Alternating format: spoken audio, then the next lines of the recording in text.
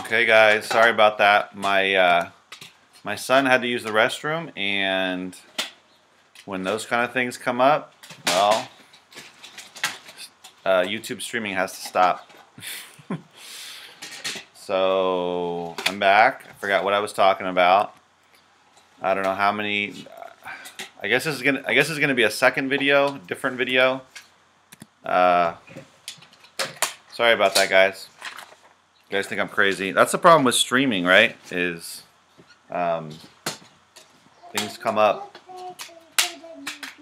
Huh? Okay.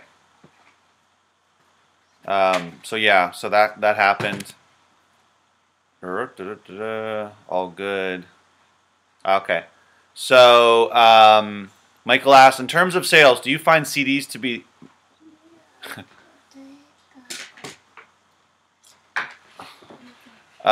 okay. In terms of sales, do you find CDs to be less seasonal than books? Well, I don't know if less, but so books, school-related books, definitely the best times are January and February, and then August, September. Although books do sell, non-school books do sell all year long. CDs sell all year long, but definitely there's a spike in sales in December for sure, but I would say mid to late November through into December, and I even saw sales even after Christmas. I think because people get money, you know, gift cards and cash and whatever, and they go and they spend the money, some of the money online on Amazon and eBay as well. But yeah, so there definitely, for CDs, there's a spike during Christmas time.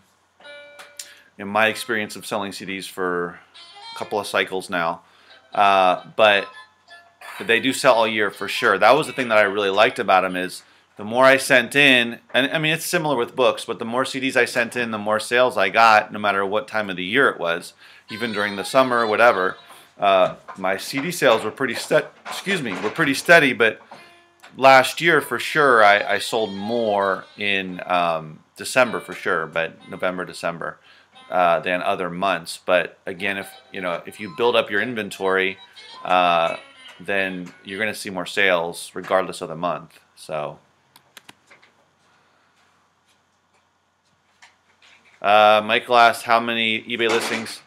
Let's see, I think I have, where is it? eBay, one second. Active, 133 as of right this minute. It looks like I got an offer on something. Oh, on a little book I have. Boy, people will lowball you on eBay, that is for sure. One thing I've learned, one of the many things I've learned on eBay is to counter. I mean, unless you just want to get rid of stuff, even if you're going to make a lot less money. Like this little book that I have up for $10.99, I usually price it competitively with other people, what things have sold for and what they're currently listed for, and sometimes I'll underprice it if I want to try to move it faster. $10.99, and this person wants $5 for it, and it's free shipping. You know, so that's the kind of stuff that you have to deal with. Yeah, so Mike, I have, that's how many I have, 133. I have about a couple dozen that I've already taken pictures of. They're sitting in my office next to my desk. I just need to sit down and actually list those. And there's some higher priced books in there as well. So I'm thinking that'll do well. So yeah.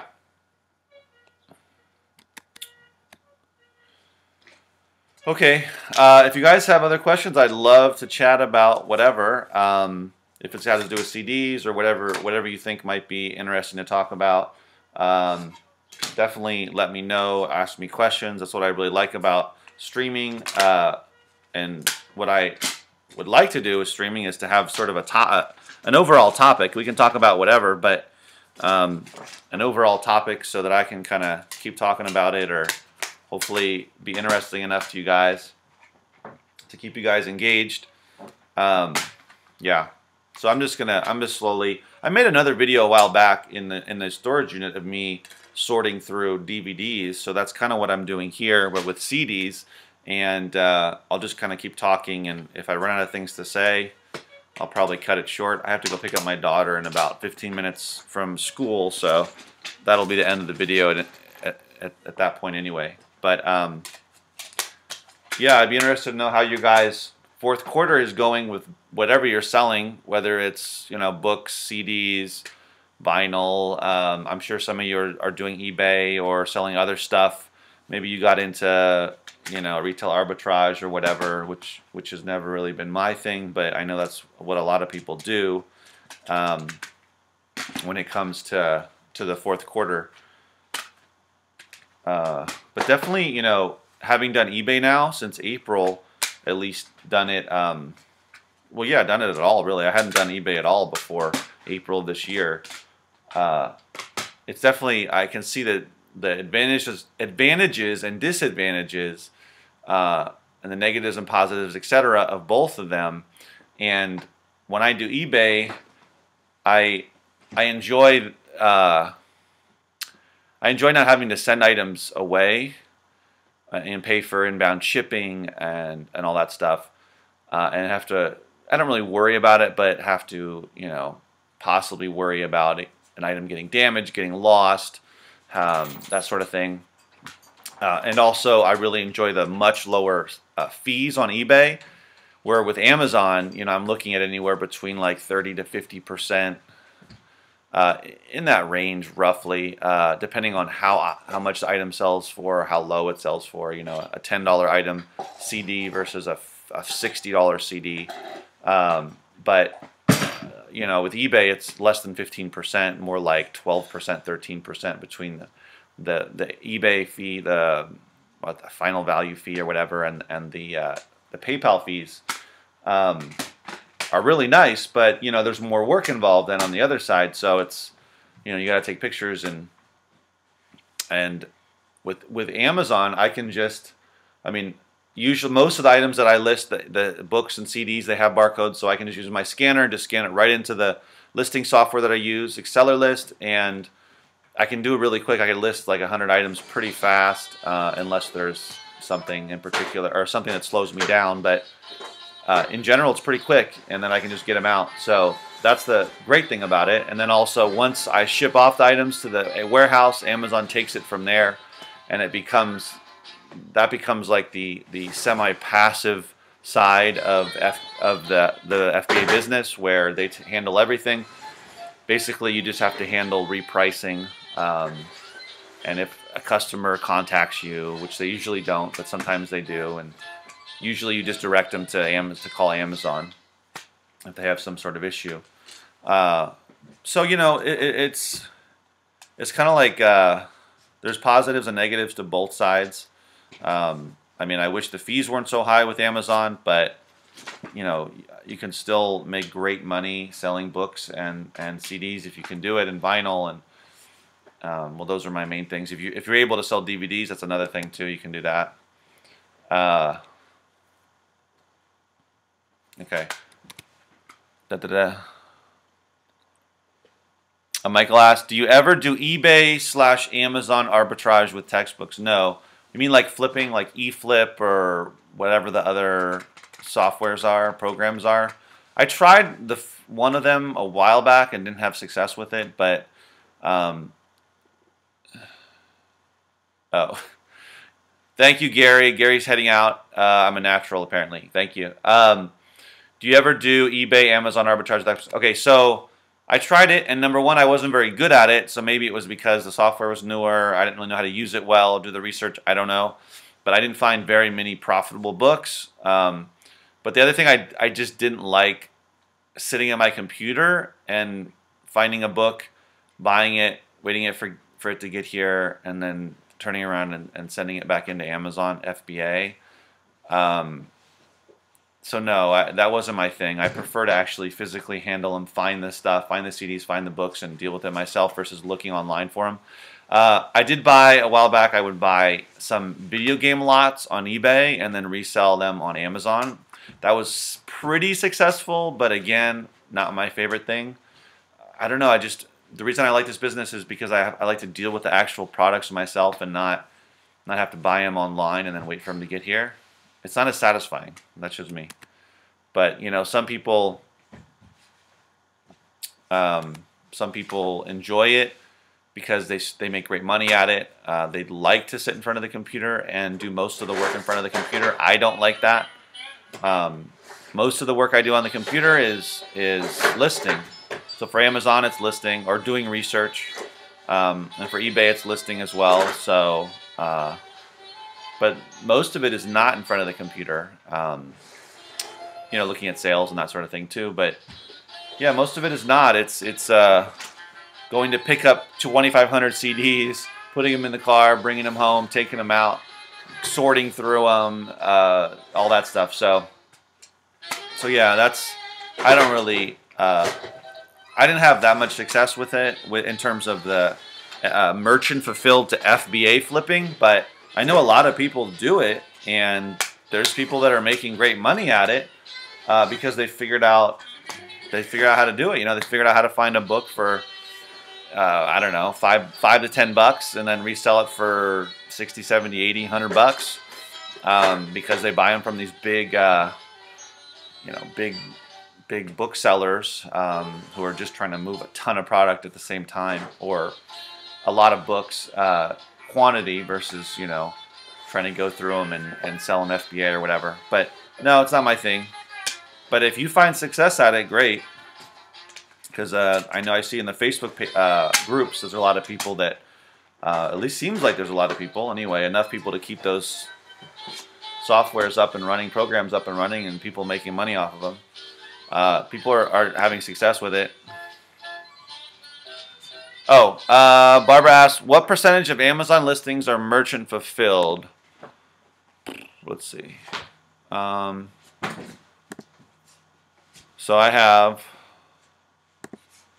1,431 total right now between FBA and merchant, and this will be easier if I do it this way. And then 124 of them are merchant fulfilled.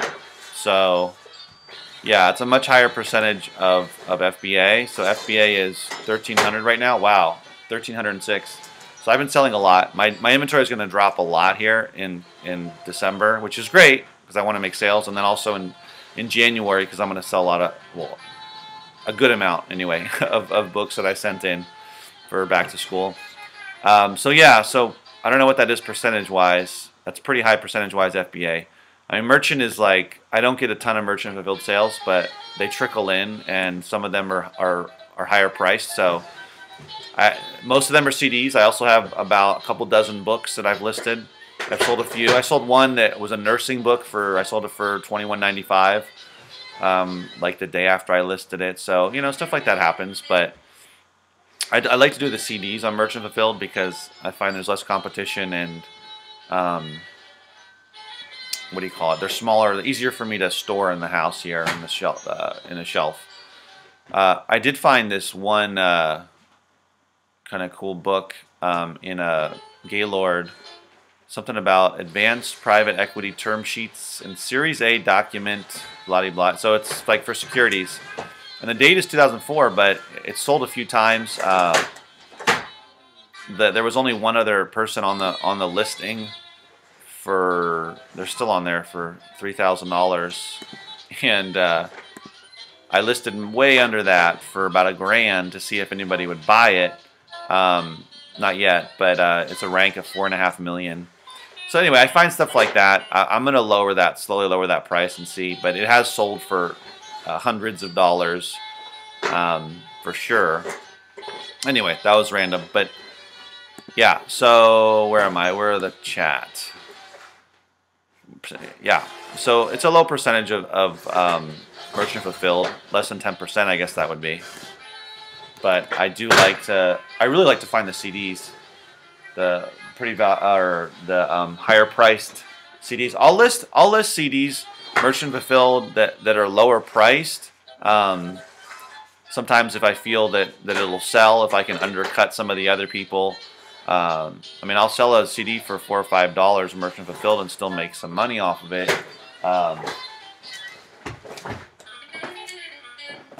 But I don't, most of the ones I list merchant fulfilled are higher priced.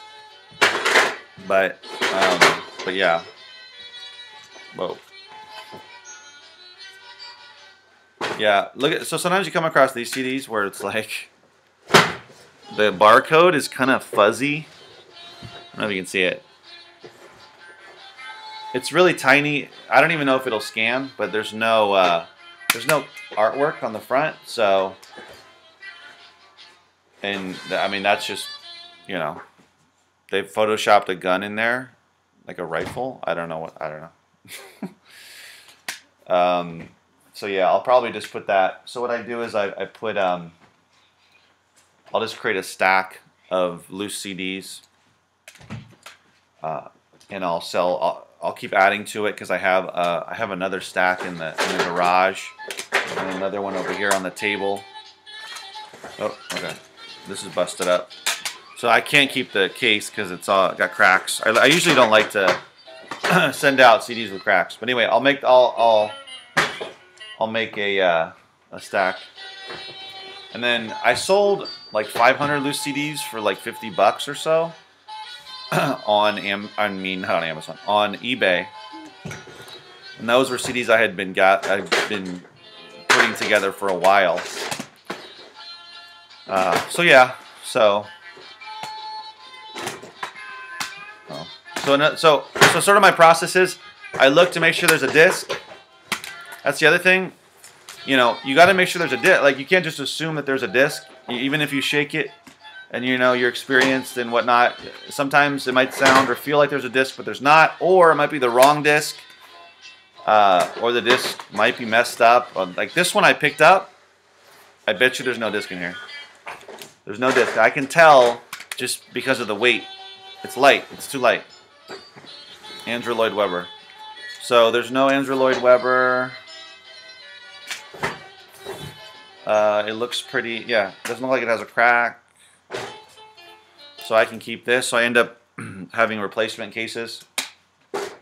But yeah, the longer you do this, I'm sure Manny, I don't think he's around anymore, but I'm sure Manny or other CD sellers can attest to that you can tell just by picking it up. Usually, most of the time, whether or not there's a CD in there, but I just want to make sure. So I look real quick at everyone. I look just real quick, CD, because I just have to look once, right? And then I can put them in the stack.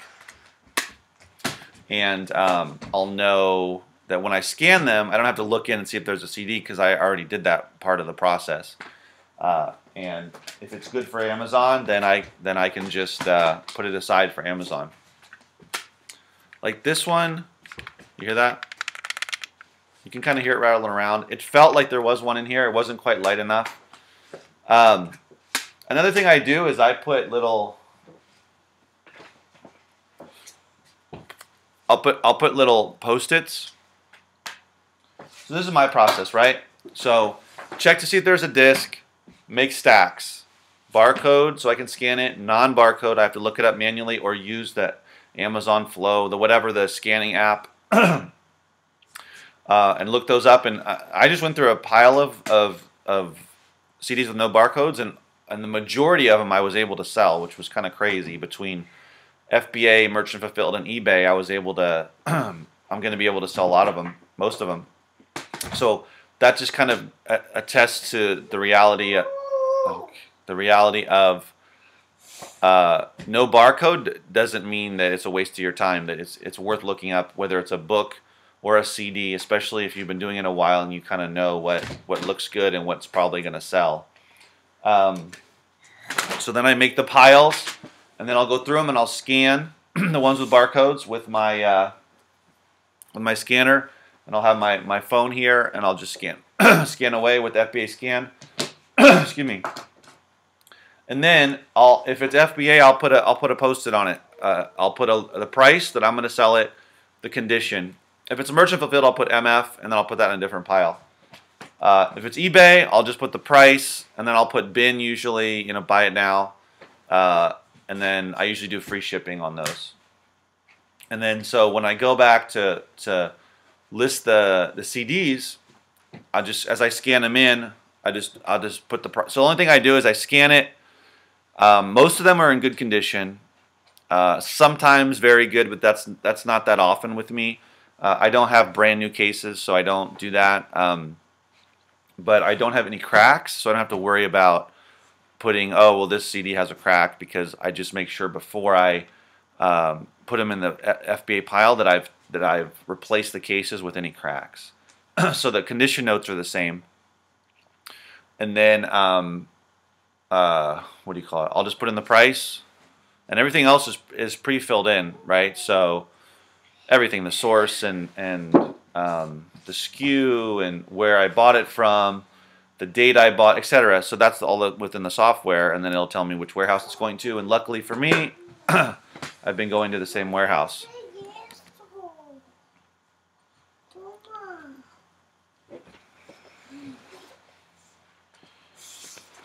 Okay. Okay. Well, I'm going to answer one more question from Michael, and then I got to go pick up my daughter at school. At her school, Michael asked, "Do you still go to library sales in your area?" Not usually. I went to one, which I believe I talked about in a video that I made a few months ago. I went to one that I had gone to quite a few times before, and I found some books there and CDs, some good CDs. So not as frequently as I used to. There was just one on this past weekend that I did not go to, but I wanted to, but I wasn't able to. I probably would have gone to that one. So there's still two that I will sometimes, but not always, go to. The one that was this past weekend, they have 4. I think every quarter they have one, so they're kind of pretty often, and they have new books there every time. It's a library sale. So if you have not found a bulk source, definitely go to library sales. Find the best library sales, and you can find great books. And sometimes they'll have a lot of CDs. Sometimes they'll have a preview day where you can pay $5–10 and get in there early, and that's when a lot of the resellers will be there. But remember, they don't always look at the stuff without barcodes. They don't always even scan everything with barcodes. Sometimes they're only going there for the school-related books, textbooks, the big-ticket items. So you can still potentially make some good money. But more importantly, find the ones that are the best, right? Don't waste your time going to, there's 10 libraries within, 30 miles of where you live. I mean, library sales. And 7 of them are just not very good. And focus your time on the other 3. Because, I've been to library sales where they clearly are either selling online, or there's other resellers that got there before me, or I don't know. Whatever the situation is, just find the better what do you call it? The better library sales that make more sense. So I'm going to have to go now, guys. Thanks for watching, and if you're watching this later on, thanks for watching it. The second one, the part 2 of this video. So I will make another video soon, and as always, keep booking.